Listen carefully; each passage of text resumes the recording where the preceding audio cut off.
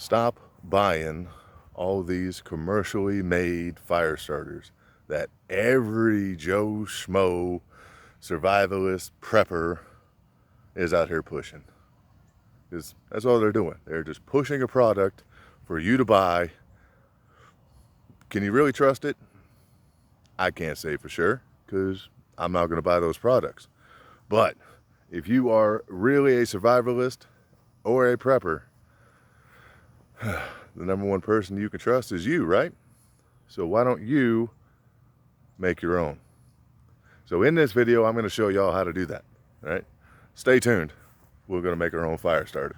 What's up, guys? So Strongman Survival here, and I'm going to show y'all how to make your own homemade fire starters, okay? Now, we've all seen those fire starters. Everybody's got one to push, you know, buy this, buy that. It costs you $15, $20, whatever, okay? Now, I'm going to show you all this, and it's very simple ingredients, and it only costs you just about $12, $15, but you make so many out of it, okay? So, first thing is you're going to want to go down to the store, go down to Walmart, Hobby Lobby, whatever, okay? And you want to buy the cotton wicking rope, okay? Not the rope, but this is the wicking rope, right? This is what they use inside of like tiki torches and stuff like that, all right? So you find this over in the hobby crafting section, and I bought this whole roll for about $5-ish, okay? Step one. Two, you want to get yourself some Vaseline. Now, you don't have to use Vaseline. You can use pine sap or, you know, another form like that if you have it. I have some. I'm not doing it in this video just because it gets sticky, right? So, Vaseline. You can get a little tub like this for a few bucks. I think $4 to $5 is what I paid for this. All right, but I've had it for a while, so yeah. Okay. And then, last but not least, you need something to carry it in, store it in, make it in, all of that. You can't go wrong with a simple Altoids tin. Okay. Now, I've had these for a while. Ah, damn, that sun came out real fast there. But yeah, I think you spent about $2 a tin. So if we're looking at this, you're looking at about like 12 bucks. Okay, that's what you have to buy. Now, other stuff that I have already, I didn't have to buy this, but I have some excess candle wax here because, I mean, who doesn't have candles in their house? And in a previous little video, I showed y'all how to get that tiny little bit of wax out of the bottom using boiling water. So, good thing to save candle wax. So we're going to use this too. All right, so we're at about 12 bucks. Okay? That's the one good thing about the Altoids tin, is that you can use this to make these and to carry it. All right. Now, once you have the Vaseline melted inside, okay, I gotta do this pretty quick. Now you can start taking your pieces and you start laying them in there. Okay. Start laying them in there, just stacking them up. Now, what that's gonna do, this is gonna soak up, but you don't get your hands all messy, okay? Like you would if you were just taking the Vaseline all by itself and rubbing it in. Now, these just soak it up. Okay? You just stack them in there however you want, however much you want. Sorry, got a little tongue-tied there. Okay? And there we go. I have filled my box up. Now, you don't want to overfill this because we're going to cover this with wax as well to give it a little bit more of a candle kind of effect, and it also keeps it together. So you let them sit and soak. Now I have 1, 2, 3, 4, 5. I have 15 in here. So there's 15 little fire starters that I can make and I can carry just in this container. Now also, if you don't put enough in there, like I said, you don't need a whole bunch of Vaseline. But if you don't get enough in there and they don't all soak up, you can always add a little bit more to the top of this and it's just fine. Okay, you just have to find something else to melt them in. But luckily for me, I can add a little bit more here, but I've got another set of, not another set, but I have another little empty Altoids case, okay, because I'm making two of these. One is for me and one is for my son, and these are going to be little fire starters we can carry when we go on the Appalachian Trail.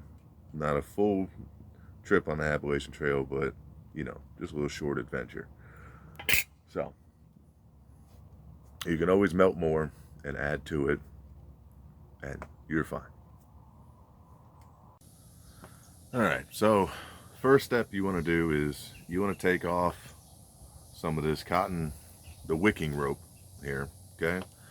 And you want to start cutting yourself some smaller pieces, small enough pieces that it fits inside the tray here, okay? So I've got a couple of them cut. I got a few more to cut, but just like this, just ½ inch, a little more, doesn't matter. And you're gonna lay them into the tray just like this, you know, standing up on end, and you do rows of them. It's okay if it sticks up a little bit because it's got the lid on, it'll be just fine. Okay, so that's your step one. One thing I did forget to mention is that you're going to need some kind of heat source to do a little melting. Oh, damn, wind blowing, sorry. But you're going to do a little melting here, okay? You need to be able to melt the wax and kind of melt down the Vaseline to, you know, make this work. So, normally I have some tea candles that I keep in the house, but I wasn't able to find those, but I do have an older candle that I can use that I haven't taken the wax out of yet. So, do need a heat source. Another thing you need is when you are cutting this cotton wicking rope, you're going to need a very sharp knife, because if not, this is going to fray apart and just, it's not going to be great. Okay, but you want these to stay together and be little nuggets. Okay, that's what you want. So make sure you have a sharp knife to cut these. So one thing I see people do, and I dropped the camera down a little bit just so we can get in here. Okay, one thing I see people do is they always take, when they're making the little fire starters where they're using cotton balls or the cotton wicking rope, you can use cotton balls for this, or even dryer lint or anything like that, is that they always get in there with their fingers and they always then rub it on in and everything, and you know, then you got to clean your hands off and make a mess. Great thing about doing this is that you get yourself like a little popsicle stick or a stick out in the yard and you scoop you some out. Like I said, it's always a mess, okay? And then they always just glob them up. Okay, so it's just a mound of Vaseline on your cotton balls. But the cool thing about this is you have your Altoids tin, and you get your Vaseline, you put it in there. And you don't need a whole bunch. That's the thing I see. When you do this with your hands, you're always over globbing. We use way too much, okay? So we're going to get a little bit in there, all right? Then we're going to take it, and we're going to get it over the candle there, and we're going to let that heat melt down that Vaseline in the bottom. Once you have your wax melted, then you just pour it over your pour it into your little tins of your little cotton nuggets that you made. And don't worry about the amount, you just want to make sure that they all get covered.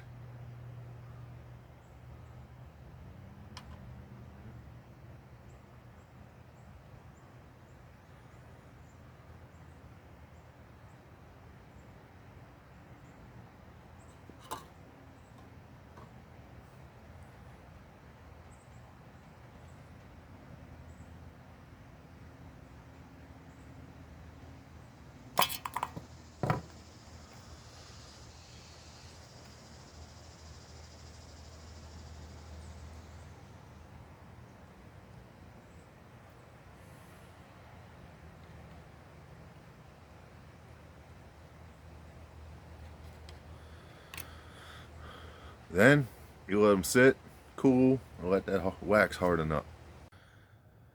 Crazy turn of events. It just worked out that right after I started pouring the wax into the tins, that it started to rain, which worked out perfectly because now I gave it some cooling time and all, and now the ground's a little wet and now we can test these. So I'm out at the back of my property and we're gonna give these a little try. I got one of the tins here. It's fairly dry, and yeah, let's see how this works.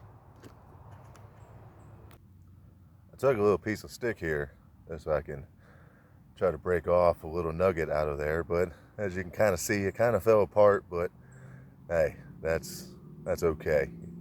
All right, I didn't really expect them to stay together and all, but it's all right. But you can see it should light up pretty good. So let's test this out. Now, I didn't bring out my main ferro rod because I want to try this little thing out today.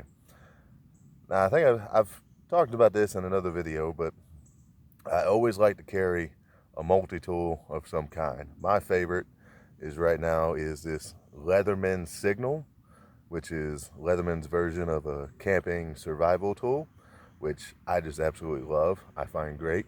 And it comes with this tiny little emergency ferro rod. Now I say emergency just because of how small it is and all, so it's like last resort. Kind of like all those ferro rod necklaces that you see people wearing and stuff. Tiny little ferro rod, be your last resort. So we're gonna give this a try with this little thing today.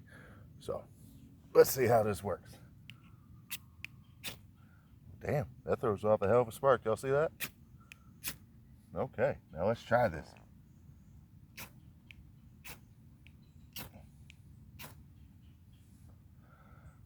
And we have ignition.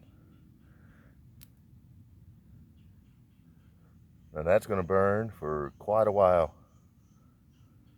between the Vaseline and the wax. That's going to be great.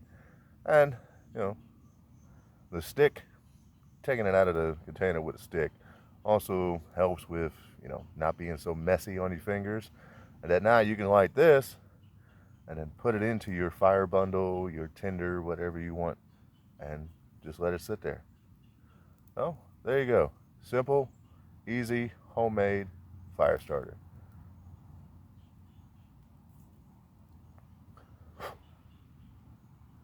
And that's a good thing too, is that you can blow it right out. Once you get your fire started, you can reuse that. Make sure it goes out, and you can use that again and again. All right, so there you have it. Easy, homemade fire starter at a good old cost of only about $12, 12 to 15. And you can make it at home. So with that said, time to go inside, time to relax a little bit, and I'll see y'all in the next video.